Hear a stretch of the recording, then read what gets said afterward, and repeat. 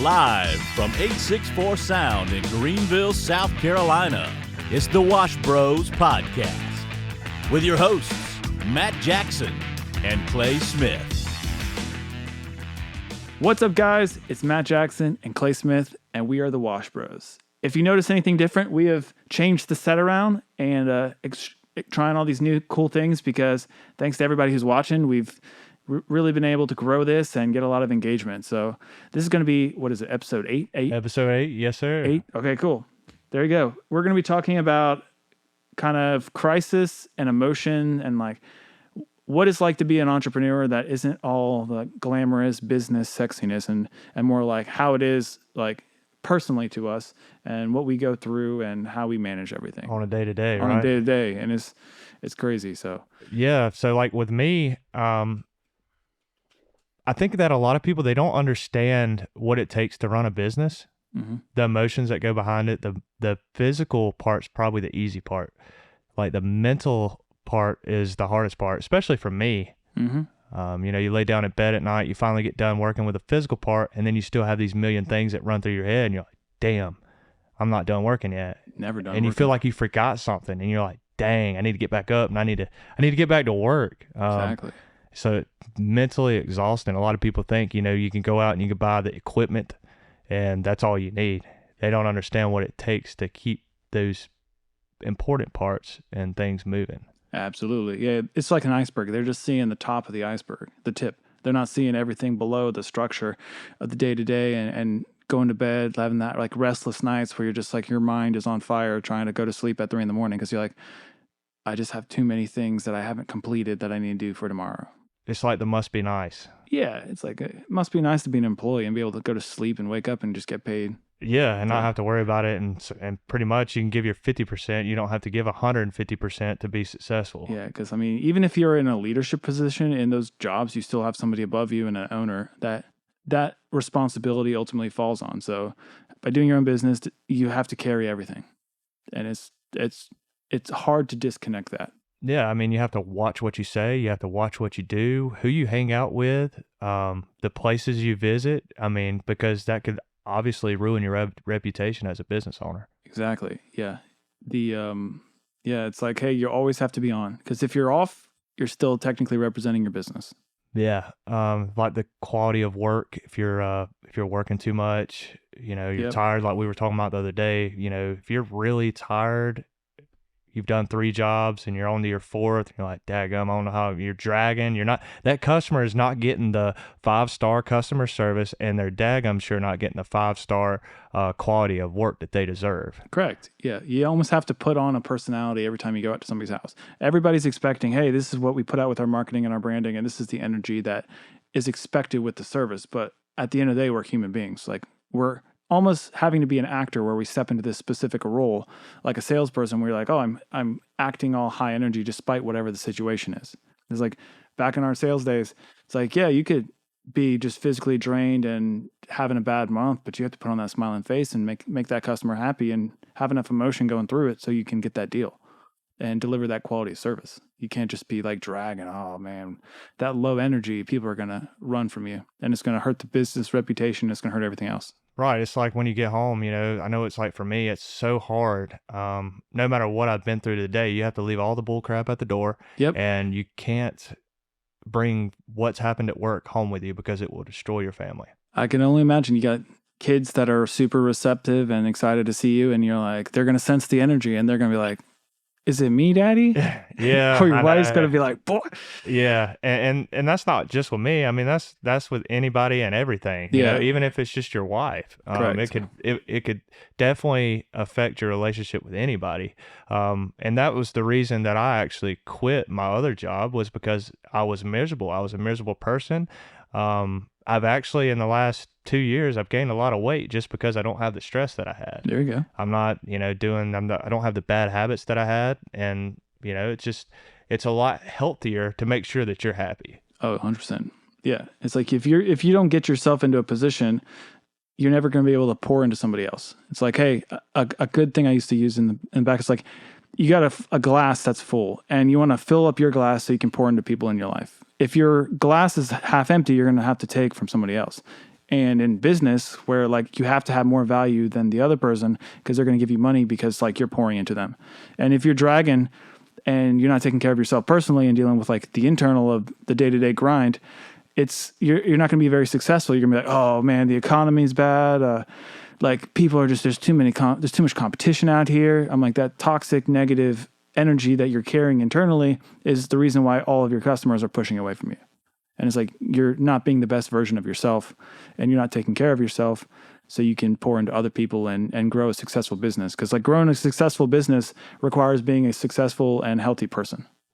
Correct. And I think it's very natural for a male, period, to hide a lot of their emotions. Like you want to feel like you don't want to feel weak. Yeah, it's not alpha. It's part of being, I guess a strong individual. It's part of being a strong individual to hide your emotions as a man. It's very true. Yeah, and it's always like, I grew up playing sports too. It's like, don't show emotion. Like you lose the game, like keep your chin up, but like don't be a crybaby, or like stuff didn't go your way, or if you got injured, or like somebody threw a ball at you, got pegged. It's like, don't show emotion. Don't like rub some dirt in it.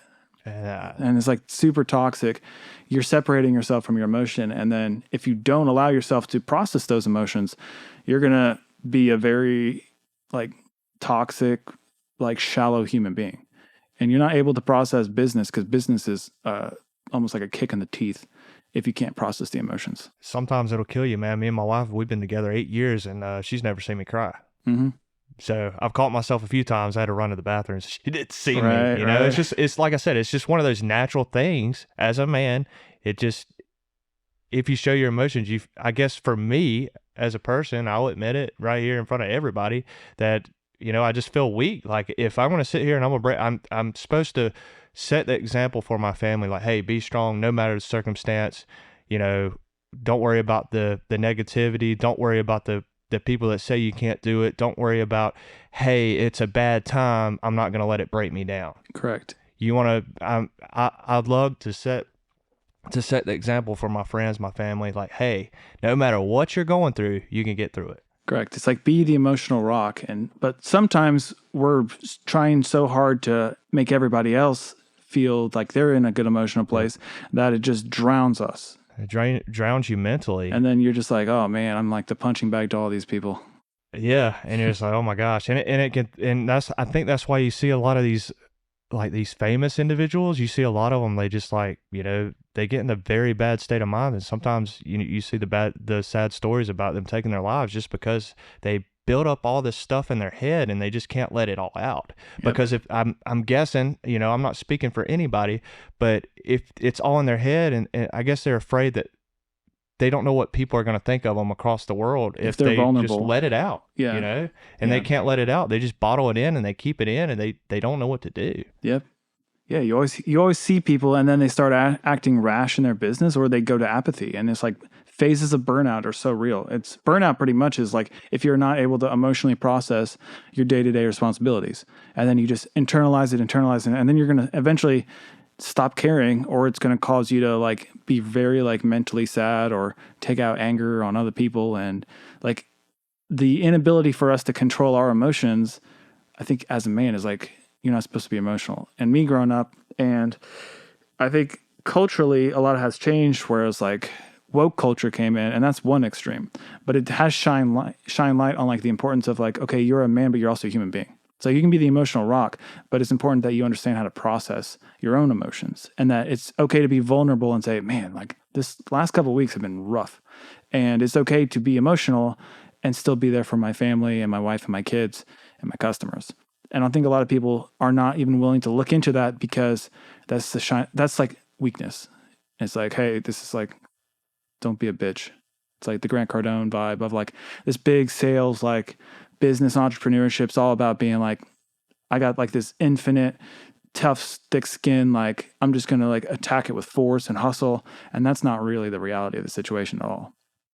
Right. Yeah. I mean, if you walk around like an asshole all day, you're obviously not going to do good business. You're not going to have many friends. And, it's like you're going to burn out, and people are going to be like, oh, poor guy. Like he thinks he's big and bad, but like he's broken on the inside, and he's trying to put this false persona out. And I think that goes with a lot of people that show themselves as very successful people. And, with my rule of thumb is if they're trying really hard to show what they have, they really don't have anything. Yep. Again, too, like with the internet, it's like a lot of people have been led down this fake road of like fake it till you make it. It's all about what you look like on social media. It's all about faking bank statements and like, oh, look how much I made this year. It's just like, who cares? Like, figure out what makes you happy, be a good person, and then go after it. Right. I think they're just trying to sell the people that aren't successful in present time to try to be successful, to buy their course or to follow them and do the things that they think that are right. And which, I'm not saying that they give any false information, but what I'm getting at. I also think too, it's probably a blind leading the blind. Blind leading the blind. It's like, hey, these are emotionally disconnected people trying to lead other emotionally disconnected people to the promised land. And it's almost like there's like people like that are successful because they can be sociopaths and they don't have emotion. And they're not like, oh man, I'm going to bed and I'm thinking about every interaction I had with my customers today or my quotes. And I'm like, these are people and I'm a human. And like, yeah, like we put on this big persona of like, oh yeah, I'm the professional and you're a customer. And like, I'm going to do the job, get the 5-star review and get money. But there's still emotional baggage that can weigh on us. And thinking a big thing that I've noticed in my business is since I've been shifting away from like having all the control and doing it myself, it's like my response time used to be like, this is everything. Like I pride myself in like my response to customers. And I'm at that point now where I got so much going on that I'm having to take a little bit longer than I want to respond to customers. So I'm emotionally hanging on to all this stuff in my head because I'm not able to like complete that task. And it's like, oh man, I got so much going on. I have to like figure out like, what's the least amount of effort I can do? That way, like my business doesn't go under. And then it's going to unfortunately like not be how I want to deliver. It's like growing pains. Right. And then it's how do I allow myself to process emotionally the growing pains without like beating myself up too much? Yeah. And then you catch yourself like, if you bottle it up too much, like I said earlier, if you lay down in bed and you're like, daggone, what did I forget? I know I forgot something, and it just bugs you and it bugs you and it bugs you and you're just like, good Lord. Like, true. I mean, I have the same problem. Like I was telling you my little thing, I just try to leave them unread or not unread, but I leave it unopened to where I remember, hey, I got to get back to this one and make sure I put it on the schedule. Exactly. You just come up with your own little processes and you just try to get along. You try to get going with it. Yeah.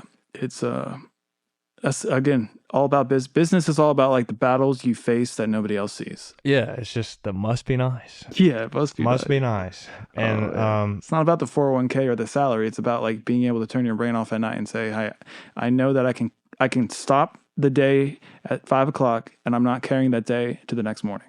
Yeah, and it takes a lot of self-discipline as well. Mm-hmm. Trying to make sure you try to figure out where you can cut the switch off. Exactly.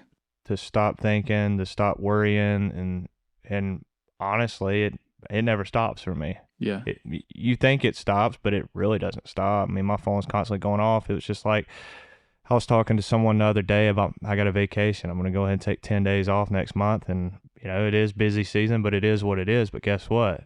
AT&T's got a phone package I can still work in the ocean. Yeah, so, we're going on a cruise.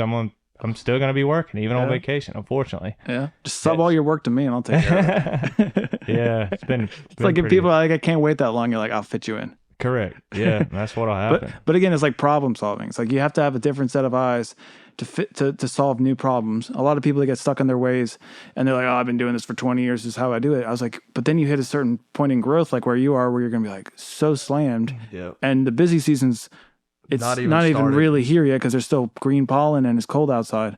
And then you're going to be like, man, I have new problems I've not even expected how to figure out. And like the emotion that you'll have, like you're going to grow so much as a person by just processing your emotions and saying, all right, well, this is growth.